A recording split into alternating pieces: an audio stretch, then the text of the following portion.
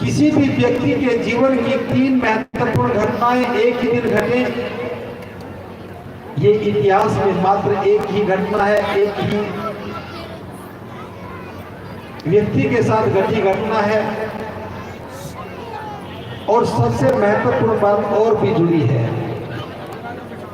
ये तीनों घटनाएं खुले आसमान के नीचे घटी।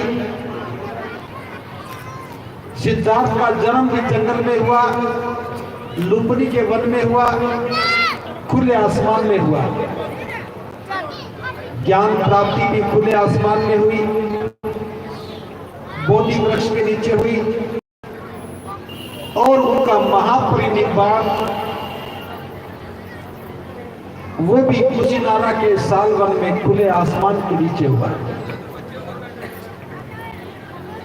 इसलिए महाकारुणिक बुद्ध का ये जीवन की 3 महत्वपूर्ण घटनाओं को एक साथ मनाने का जो प्रयोजन है, इसको हम त्रिविधि पूर्णिमा महोत्सव कह देते हैं, कोई त्रिकोणी पूर्णिमा महोत्सव कह देता है। 3 घटनाएं का एक साथ घट जाना बहुत महत्वपूर्ण बात है, लेकिन ये भी कोई बहुत ज्यादा महत्वपूर्ण नहीं है। हम बुद्ध पूर्णिमा का महोत्सव क्यों मना रहे हैं? इसका सीधा संबंध हमारे जीवन से है। सिद्धार्थ गौतम जब बुद्ध बन गए, जब उन्हें ज्ञान प्राप्त हुआ, उस ज्ञान का मकसद क्या था, उस ज्ञान का क्या उपयोग किया, जब ये बात समझ में आएगी तब हमें पता लगेगा कि हम बुद्ध पूर्णिमा क्यों मनाते हैं। और ये बात समझ में आने के बाद ही पता लगेगा कि बाबा साहब डॉक्टर अम्बेडकर बुद्ध की शरण में क्यों गए और वे भारत को बौद्ध में क्यों बनाना चाहते थे। ज्ञान प्राप्ति के बाद जब महाकारुणिक बुद्ध ने पहला धर्मोपदेश दिया, तो उन्होंने बात यहीं से शुरू की कि जो ज्ञान मैंने खोजा है यह मानव कल्याण के लिए है। जिस मार्ग को मैंने खोजा है उस मार्ग को समझने के बाद, उस मार्ग पर चलने के बाद व्यक्ति का कल्याण होगा। तो वो मार्ग क्या है?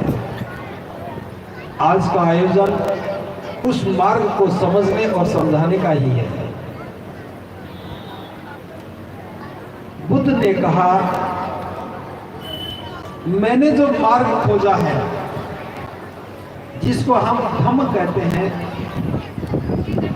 इस धम्म के 2 आधार स्तंभ हैं। जो मार्ग मैंने खोजा है इसके 2 आधार स्तंभ हैं। इसका पहला आधार स्तंभ है, एक व्यक्ति का दूसरे व्यक्ति के साथ अच्छे संबंध का होना नितांत आवश्यक है। धम्म की शुरुआत ही यहां से होती है, जब एक व्यक्ति का दूसरे व्यक्ति के साथ संबंध अच्छा हो।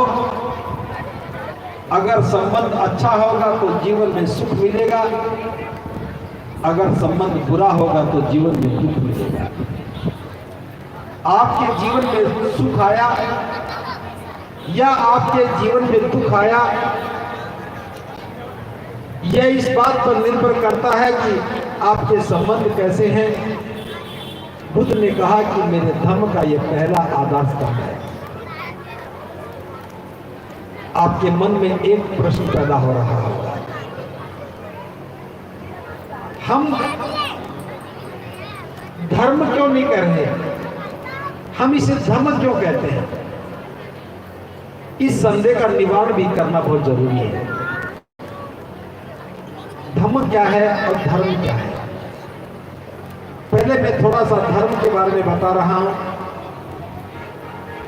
धर्म क्या है इसकी कोई निश्चित अवधारणा नहीं है।